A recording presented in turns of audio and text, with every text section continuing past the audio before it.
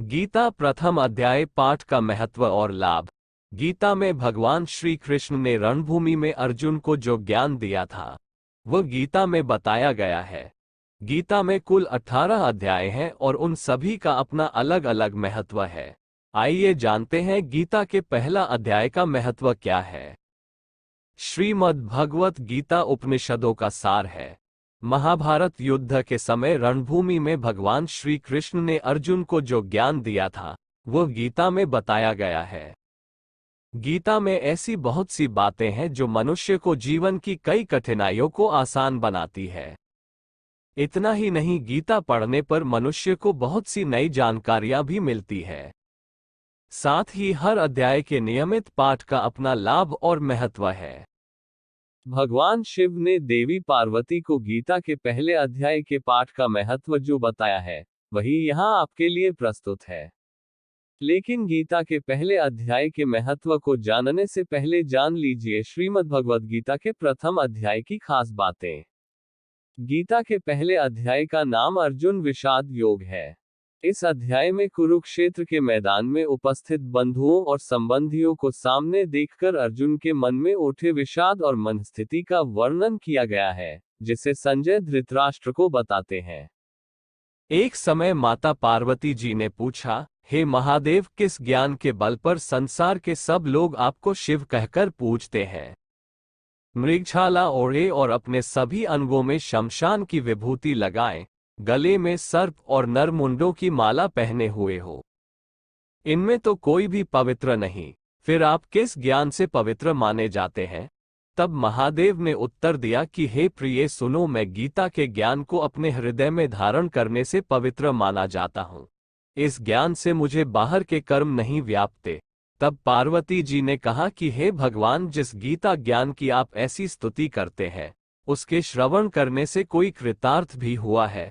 महादेव ने उत्तर देते हुए कहा कि इस ज्ञान को सुनकर बहुत से जीव कृतार्थ हुए हैं और आगे भी होंगे।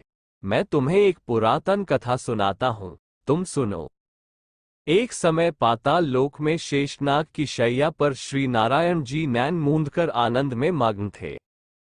उस वक्त भगवान के चरण दबाते हुए लक्ष्मी जी ने पूछा, हे प्रभु, निद्रा और आलस्य तो उन पुरुषों को व्यापता है जो जीव तामसी होते हैं, फिर आप तो तीनों गुणों से अतीत हो।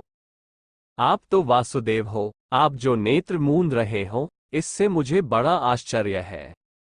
नारायण जी ने उत्तर देते हुए कहा, हे लक्ष्मी, मुझको निद्रा आलस्य नहीं व्यापता। एक शब्द रूप जो भगवद गीता है, उसमें जो ज्ञान है उसके आकार रूप है।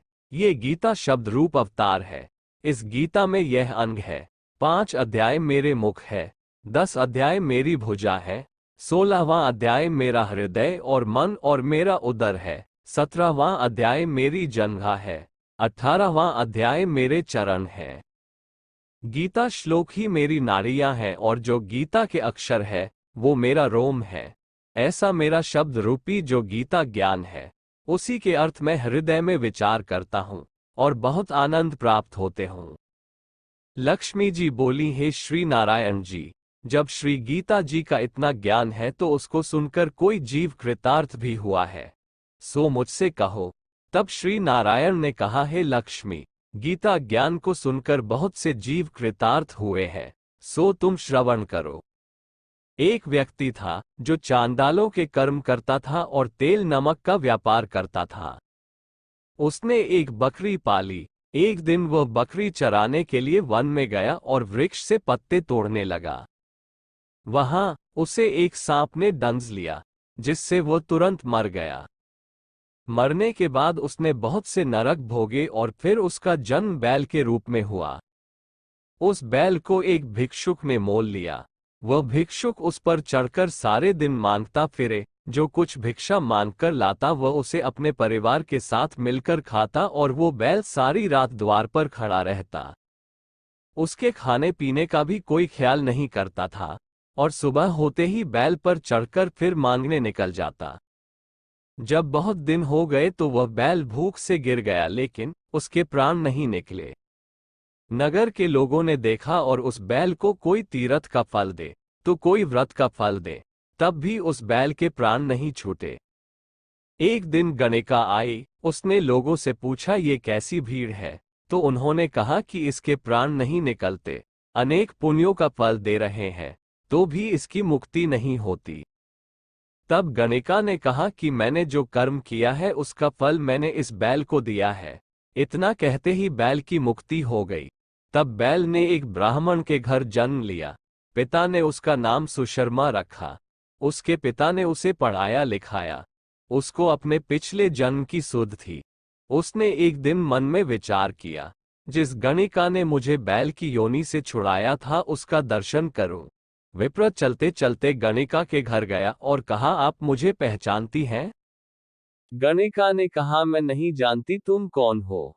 तब उसने कहा कि मैं वही बैल हूं जिसको आपने अपने पुण्य दिए थे। तब मैं बैल की योनि से छूटा था। अब मैं विप्र के घर जन्म हूं। आप अपना पुण्य बताएं।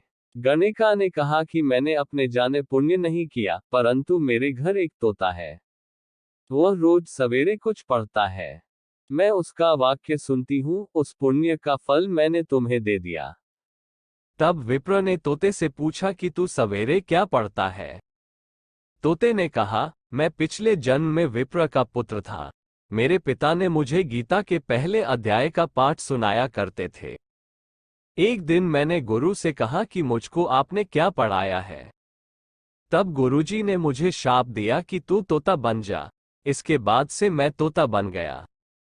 एक दिन बहेलिया मुझे पकड़ ले आया और एक विप्र ने मुझे मोल ले लिया। वो विप्र भी अपने पुत्र को गीता का पाठ सिखाता था। तब मैंने भी यह पाठ सीख लिया। उसी दिन विप्र के घर में चोर घुस गए। उन्हें धन तो प्राप्त नहीं हुआ, लेकिन वह मेरा पिंजरा उठा ले आए। उनकी यह गणिका मित्र थी। वह मुझे उसके पास ले आए। सो मैं नित्य प्रातः गीता जी के पहले अध्याय का पाठ करत हूँ, जिसे ये गणिका सुनती है। पर इस गणिका को समझ में नहीं आती। जो मैं पढ़ता हूँ वही इस गणिका ने तेरे निमित्त दिया था। वो श्री गीता जी के पहले अध्याय का फल था।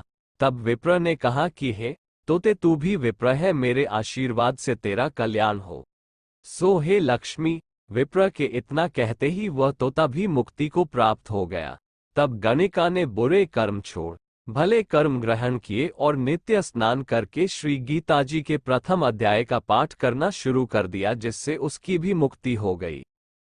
ऐसा है गीता के प्रथम अध्याय के पाठ का महत्व। दोस्तों, और भी अध्याय के पाठ का महत्व जानने के लिए हमारे चैनल को सब्सक्राइब करें और वीडियो को लाइक और शेयर जरूर करें।